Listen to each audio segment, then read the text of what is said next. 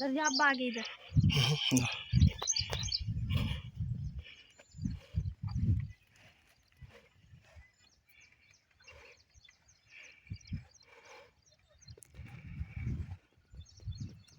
नमस्कार शेतकरी मित्रांनो,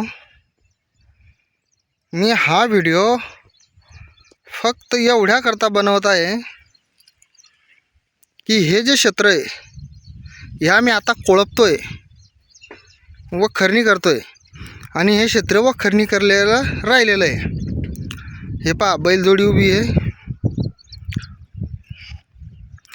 आणि ह्यात विशेष म्हणजे एक ही कपाशी जेव्हा दोन दोन पानावर होती,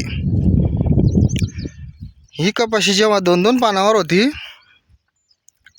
तेव्हा मी याच्यात हिटवीड मॅक्स गोदरेज कंपनीचं हे वापरलेलं आहे.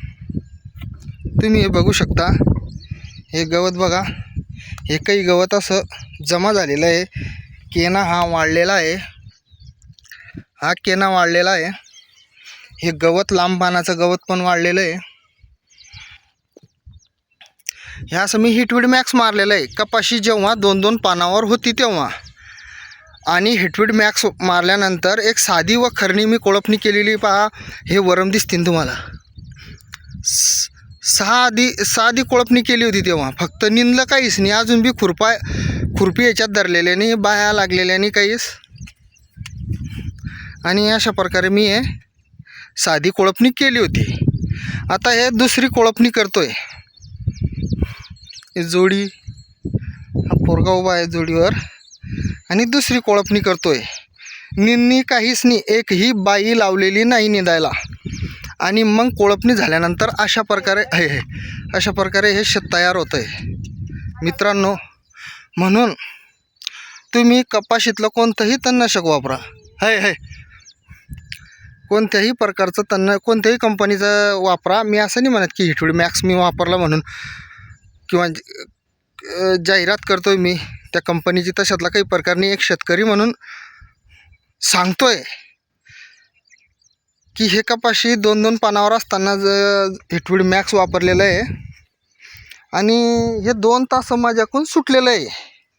तुम्ही पण पाहू शकता. हे बघा, हे मारलेलं आहे हिटवीड मॅक्स, किंवा हा हिटवीड मॅक्स मारलेलं आहे गोदरेज कंपनीचं. आणि हे 2 तास सुटलेलं आहे. हे बघा तुम्ही, अंतर स्पष्ट अंतर दिसतंय, स्पष्ट. आणि हे 2 तास फक्त तुरीच्या तासामुळे मी सोडलेले आहे. 2-3 तास उडून हवा चालू होती फवारणी करताना त्यावेळेस, म्हणून मी 2 तास 3 तास सोडलेले. हे तुम्ही फरक बघून घ्या. तुरीच्या इकडचे ह्या 1 तास, तो 1 तास आणि तो 1 तास, आणि नंतर तुरीच्या शेजारचा 1 तास हा उन्हाळ्यात हे सोडलेलं आहे. आणि त्याच्यानंतर आणखी हे फवारणी केलेली हिटवीड मॅक्स, हे बघून घ्या. म्हणून शेतकरी मित्रांनो, कपाशी लावल्यानंतर